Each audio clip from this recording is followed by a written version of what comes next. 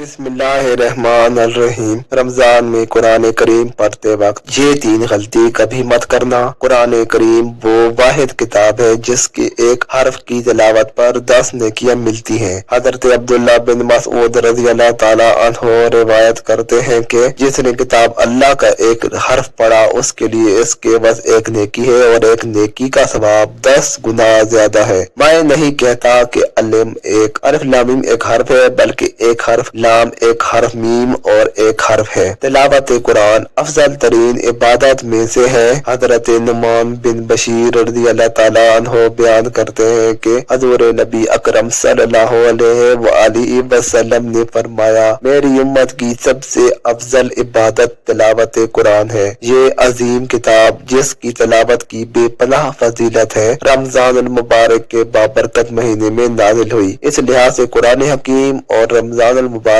का आपस में गहरा ताल्लुक है। रमजान मुबारक में कुरान मजीद की तिलावत करने वाला गोया इस ताल्लुक को मजबूत और मुस्तकम करता है। हज़रत नबी अकरम सल्लल्लाहु अलैहि वसल्लम की मुतअद्दिद हदीस मुबारक में इस बात की दलील है कि आप सल्लल्लाहु अलैहि वसल्लम रमजान मुबारक में कुरान हकीम की तिलावत फरमाते और जिब्राइल अमीन को सुनाते। हज़रत अब्दुल्ला बिन अब्बास रज़ी अल्लाह ताला अन्हु से मरवी है, हज़रत जिब्राइल अमीन रमजान की हर रात में आप सल्लल्लाहु अलैहि वसल्लम से मुलाकात करते और आप सल्लल्लाहु अलैहि वसल्लम के साथ कुरान का विर्द करते। मजीद बरआं रोज़े क़यामत इसके अलावा कुरान का एहतमाम करने वालों और उसकी मुआफी समझने वालों की शफाअत खुद कुरान हकीम फरमाएगा। हजरत अब्दुल्ला बिन उमरू रज़ी अल्लाह ताला अन्हु बयान करते हैं कि नबी अकरम सल्लल्लाहु अलैहि वसल्लम ने फरमाया, क़यामत के दिन रोजा और कुरान दोनों बंदे के लिए शफाअत करेंगे। रोजा कहेगा, ए मेरे रब, मैंने इस शख्स को दिन के वक्त खाने और दूसरी नफसानी ख्वाहिशात से रोके रखा, तो उस शख्स के मुतालिक मेरी शफाअत कबूल फरमा। कुरान कहेगा, ए मेरे रब, मैंने इस शख्स को रात के वक्त जगाए रखा, बस उसके मुतालिक मेरी शफाअत कबूल फरमा। आप सल्लल्लाहु अलैहि वसल्लम ने फरमाया, उन दोनों की शफाअत कबूल की जाएगी। नाज़रीन, रमजान मुबारक का महीना चल रहा है। रमजान मुबारक में कुरान मजीद पढ़ने का शौक हमारे अंदर बहुत ज्यादा हो जाता है। जैसे ही रमजान का महीना आता है तो हम ये चाहते हैं कि हम ज्यादा से ज्यादा कुरान पाक पढ़े। रोजे के बाद जो सबसे ज्यादा अहम इबादत है रमजान के महीने की, वो है कुरान मजीद की तिलावत। लेकिन कुरान मजीद की तिलावत करते हुए कुछ बातों का ख्याल रखना बहुत ज़रूरी है। कहीं ऐसा ना हो कि हम कुरान मजीद बहुत ज़्यादा पढ़ने के चक्कर में वो गलतियां कर बैठे जिससे हमें सवाब तो बहुत दूर की बात है कि कुरान पढ़ना हमारे लिए वबाल बन जाए। जब हम ज़्यादा से ज़्यादा कुरान मजीद पढ़ते हैं तो हम इस ज़्यादा के चक्कर में कुरान मजीद को अच्छे अंदाज से नहीं पढ़ रहे होते हैं। हम जल्दी जल्दी पढ़ रहे हो कुरान मजीद पढ़ रहे होते हैं कि पढ़ते हुए कुरान मजीद के अल्फाज कट जाते हैं, तो ये तरीका मुनासिब नहीं है। कुरान मजीद आप पढ़े तो इस बात का ख्याल रखें कि कुरान मजीद के जो अल्फाज हैं वो साफ साफ निकल रहे हैं हो, क्योंकि जल्दी में अगर जबर देर की भी गलती हो जाए तो वो आयत बिगड़ जाएगी, उसका तर्जुमा बिल्कुल बदल जाता है। तो कुरान मजीद पढ़ने में इस बात का बड़ा ख्याल रखें कि बाद लोग बड़े फख्र से बताते हैं, मैं तो 10 मिनट में पारा पढ़ लेता हूँ। ऐसा हरगिज ना करें, क्योंकि आप की इन गलतियों की वजह से कुरान मजीद का तर्जुमा बदल जाए तो आप बड़े गुनाह के मुर्तकिब होंगे और सजा भी कड़ी से कड़ी होगी। उसका बहुत ख्याल रखना चाहिए, क्योंकि अल्लाह ताला कुरान मजीद पढ़ने वाले की सफात देखता है, उसकी मिकदार हरगिज नहीं देखता। हदीस में आता है कि जो शख्स कुरान मजीद पढ़ रहा हो लेकिन उसका ज़बान साथ ना दे रही हो, लेकिन वो फिर भी पढ़ने की कोशिश कर रहा हो, अटक रहा है, तो अल्लाह के नबी सल्लल्लाहु अलैहि वसल्लम ने फरमाया, उस अटकने वाले को 2 गुना अजर मिलता है। जैसा कि इरशाद है, ए हबीब, कुरान को खूब ठहर ठहर कर पढ़ा करें, हम अनकरीब आप पर एक भारी फरमान नाज़िल करेंगे।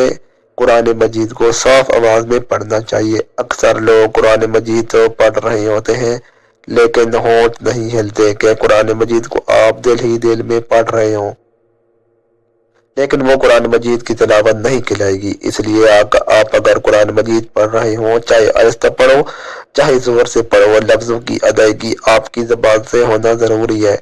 جیسا کہ قرآن پاک میں ارشاد ہے، اور قرآن کو ہم نے جدا جدا کر کے اتارا تاکہ آپ لوگ اسے لوگوں پر ٹھہر ٹھہر کر پڑھے، اور ہم نے اسے رفتہ رفتہ حالات اور مسائل کے مطابق تدریجاً اتارا ہے۔ نمبر 3، بظاہر قرآن پاک کھلا ہوا ہے اور آپ کے نہ تو ہونٹ چل رہے ہیں نہ زبان چل رہی ہے، تو دیکھنے میں ایسا لگے گا کہ لفظوں کی مکمل ادائیگی نہیں ہو رہی۔ اکثر لوگ ہونٹ کو بالکل بند رکھتے ہیں، ان کے ہونٹ حرکت نہیں کر رہے ہوتے، بس نظریں چل رہی ہوتی ہیں، تو بس لائنوں پر نظریں چل رہی ہوتی ہیں، تو یہ قرآن مجید کو صرف دیکھنا ہے، یہ قرآن مجید کو پڑھنا نہیں ہے۔ یا اس میں بھی ہم کہہ سکتے ہیں کہ قرآن مجید دل میں پڑھا جا رہا ہے، لیکن قرآن مجید کو دیکھنے کا ثواب تو ملے گا، دل میں قرآن مجید کو پڑھنے کا ثواب مل سکتا ہے، لیکن قرآن مجید پڑھنے کا جو اصل ثواب ہے وہ آپ کو نہیں ملے گا۔ اس لیے اگر آپ آہستہ سے قرآن پاک پڑھ رہے ہیں تو زبان سے آپ کے لفظوں کی ادائیگی ہونا ضروری ہے۔ تو یہ غلطیاں ہیں جو قرآن مجید کی تلاوت کرتے وقت ہم کرتے ہیں، جو ہمیں بالکل بھی نہیں کرنی چاہیے۔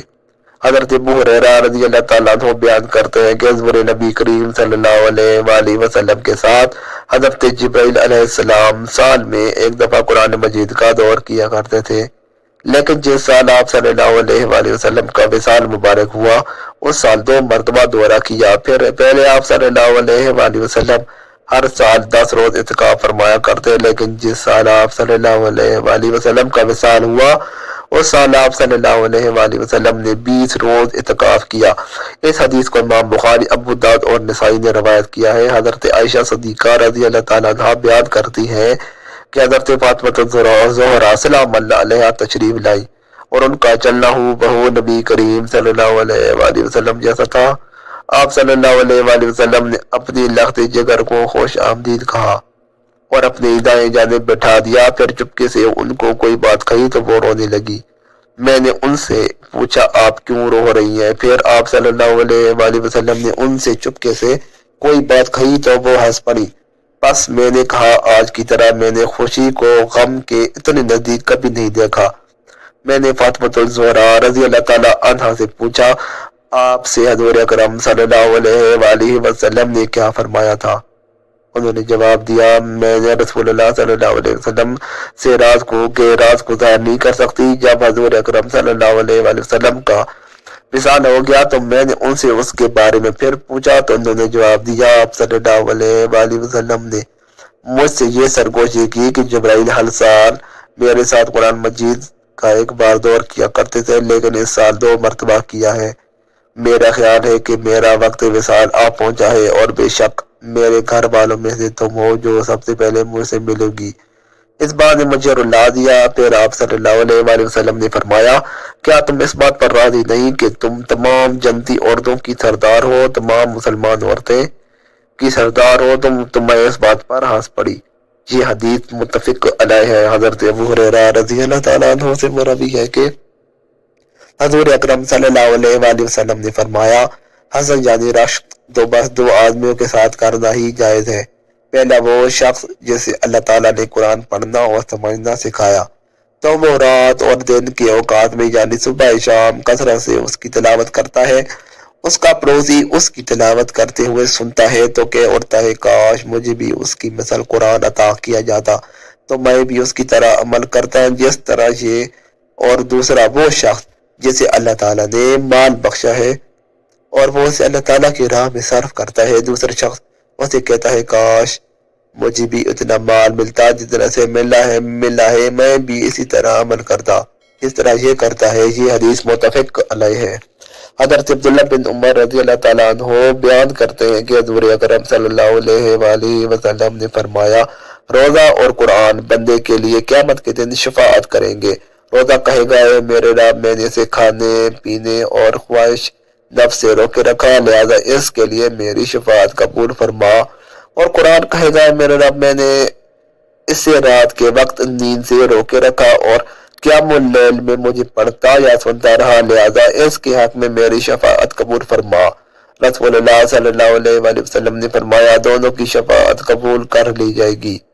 اللہ تعالی ہمیں دین کی بہتر سمجھ نصیب فرمائے اور ہمارا خاتمہ ایمان پر فرمائے، آمین۔ مزید اچھی ویڈیوز کے لیے چینل کو سبسکرائب کریں۔ شکریہ۔